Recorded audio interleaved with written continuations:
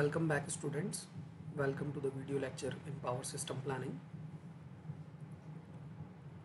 BTech 6th semester. As you know, we are studying unit number 5, Transmission and Distribution Planning. Here is the Google Classroom link. If you wanted to join, you can use this code. My contact details like email and WhatsApp is given here. Under transmission planning, we have seen what are the objective of transmission planning. Then we have seen the primary purpose is to reduce the infrastructure cost so that the transmitted power from one utility, that is generation, to the other may be transferred at the lowest possible cost. Then we have seen what are the issues and factors in transmission planning study. After that, we have seen what are the transmission system planning required. So we have seen that the selection of voltage levels, what are the power flow requirements, what are the system reliability, how the reactive power flow and voltage support will be given. In this way, we have seen some of these factors like why HVDC is preferred over HVAC. Then we have seen what is the power handling capacity of the line, the surge impedance loading.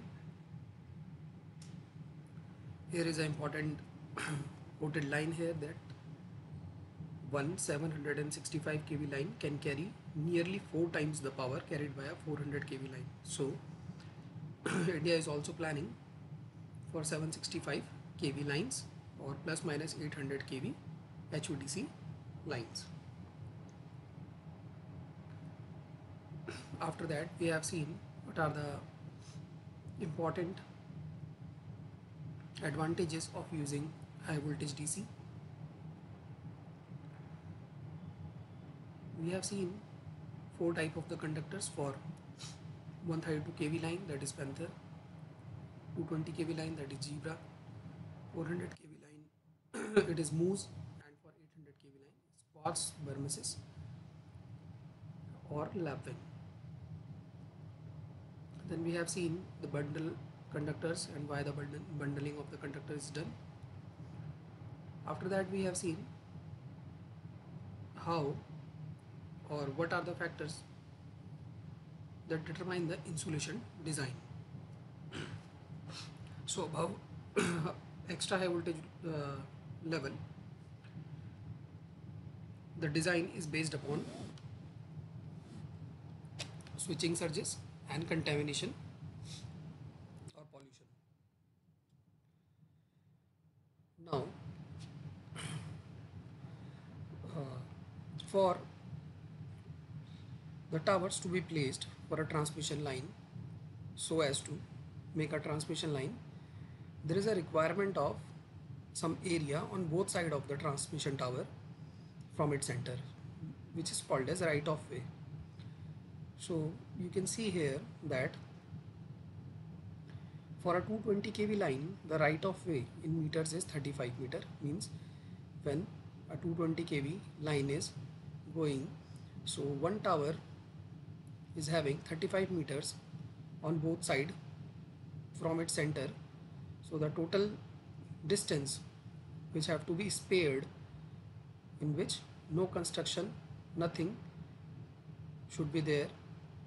Also the trees have to be removed in this area, which is called as right of way and is given as meter. Like that, you can see the right of way for different transmission lines. So right of way for a 400 kV line is 46 meter, which is very high, and as the voltage level increases, this right of way requirement also increases. So it is very difficult to plan sometimes when the lines are going through forest area, so that there will be environmental clearances that have to be taken before, so that the cutting of the trees may be minimum or not required, such that the transmission line may be planned through the shortest route. Here is three important points you have to remember: that for a 220 kV line, the right of way requirement is 35 meters. For a 400 kV line, right of way requirement is 46 meters. And for a 765 kV line, the right of way requirement is 64 meter. Okay. After that, you have seen what is the frequency of overload, low voltage, voltage collapse, load curtailment. And these are some of the factors that you have seen in your previous lecture. These are the data that are required for a composite system reliability planning. That is, what is the network topology, then configuration, what is the permanent short circuit failure rate, means number of failures per year, then temporary short circuit failure rates, open circuit failure rate, and component failure rate, which is given in mean time to repair and mean time to switch. Today we will discuss little about distribution planning. So as you can see, the transmission system, we have distribution system, which is primarily classified into number 1 as primary distribution system, and number 2 is secondary distribution system. So how the distribution system planning will be done, we will discuss in the following video lecture. Here is a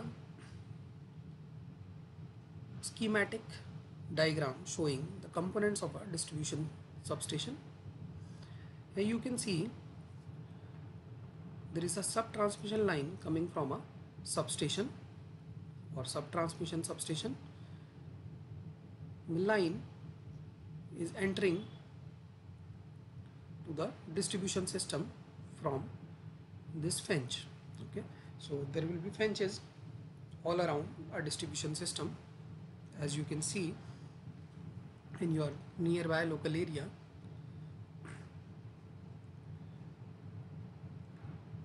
The line comes here. Here is your disconnect switch, which is also called as isolator. So sub-transmission line, when enters, it's connect to the disconnect switch or the isolator. So number 1 component is isolator. Then isolator connects the sub-transmission line to the bus bar. This bus bar is sensed with VT, which is also called as voltage transformer.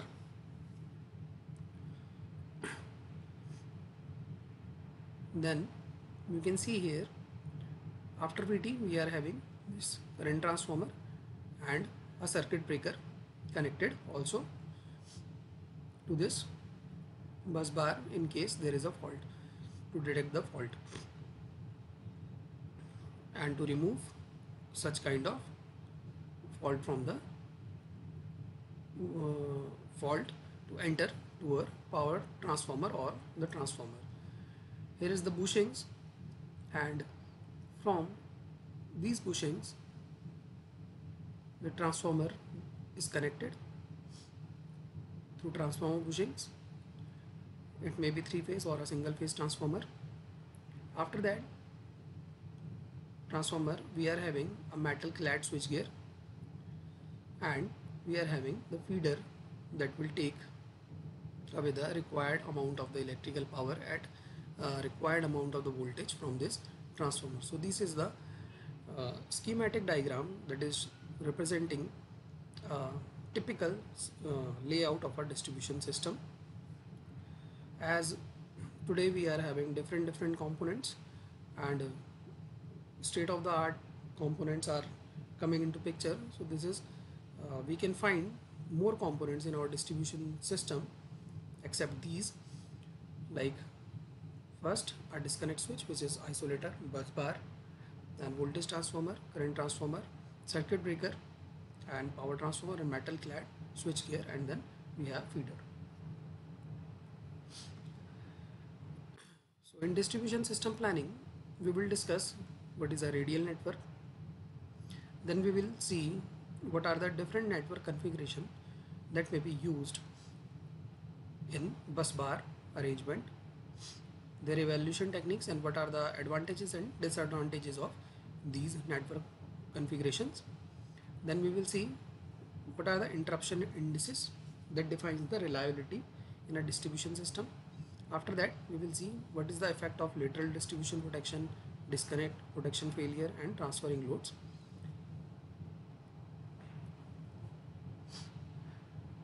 So, starting with the distribution system planning, with what kind of distribution network. So, a distribution network is a radial type of network or a weakly meshed type of network. Okay, so we can find two type of distribution networks. Number one is radial or a weakly meshed or a ring type of configuration. So this radial distribution network has only one supply source. As you can see, only one substation which is a supply source for the going feeder. From this substation there is 18 load points, where the second load point is connected to a lateral which is taking load to 19, 20, 21 and 22 load centers. The bus bar at the bus bar 3 is taking one lateral to substation to load center 23, 24 and so on. In this way you can see that this network is not connected to any other of the lateral through any means, or any of the feeder will not be connected to any other of the feeder. Here is only one feeder, but in the next diagram we can see two feeders and how they will connect to make a weakly meshed network. Only one supply source is here. This kind of system is very vulnerable to long interruptions. Okay, if there will be some fault at some point, then the system is vulnerable to long interruption. Say if there is a fault at bus number 1, then all of the network will be disconnected. If there is a fault at bus 2, then also we are having a huge loss of the load. If there is a loss at if there is a fault at bus 5, then we have to disconnect the portion, this portion and this portion from the system. This system is having a low type of reliability and suitable for small type of loads. Means if the number of loads are very less, then we can prefer a radial network. Okay, so here we can see what is a weakly meshed type of network. Here we are having two feeders,